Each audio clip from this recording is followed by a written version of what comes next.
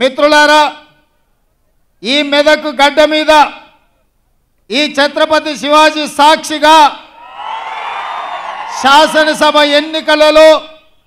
AICC అధ్యక్షుడు మల్లికార్జున్ ఖర్గే గారు, నేను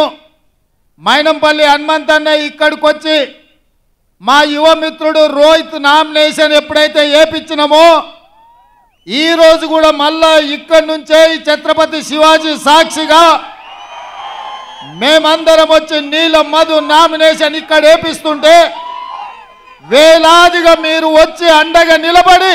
ఒక బలహీన వర్గాల బిడ్డను మెదకు గడ్డ మీద గెలిపించడానికి మీ ఉత్సాహం, మీ ఊపు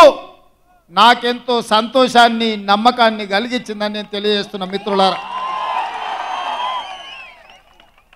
ఈ మెదక్ గడ్డకు ఒక చరిత్ర ఉన్నది. ఈ దేశంలోనే కాంగ్రెస్ పార్టీ కష్టాలలో ఉన్నప్పుడు ఇందిరాగాంధీ గారికి 1980లో మీరు అండగా నిలబడి ఈ మెదక్ గడ్డ మీద మూడు రంగుల జెండాను ఎగరేసి ఇందిరమ్మను గెలిపిస్తే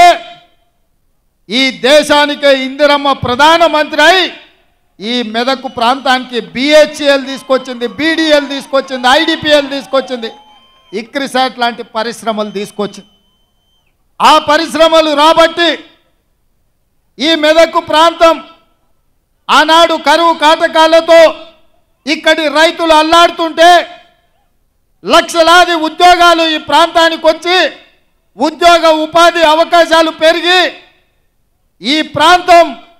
దేశంలోనే అభివృద్ధి చెంది ఇవాళ ఈ మెదక్ ప్రాంతం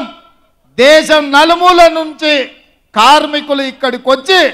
ఉద్యోగ ఉపాధి అవకాశాలు పొందుతున్నారు. ఇవాళ దేశంలో ఏ రాష్ట్రం వాళ్ళైనా బెంగాల్ కావచ్చు, బీహార్ కావచ్చు, ఉత్తరప్రదేశ్ కావచ్చు, రాజస్థాన్ కావచ్చు, మధ్యప్రదేశ్ కావచ్చు, ఛత్తీస్గఢ్ కావచ్చు, జార్ఖండ్ కావచ్చు, మహారాష్ట్ర కావచ్చు, కర్ణాటక కావచ్చు, తమిళనాడు కావచ్చు, కేరళ కావచ్చు,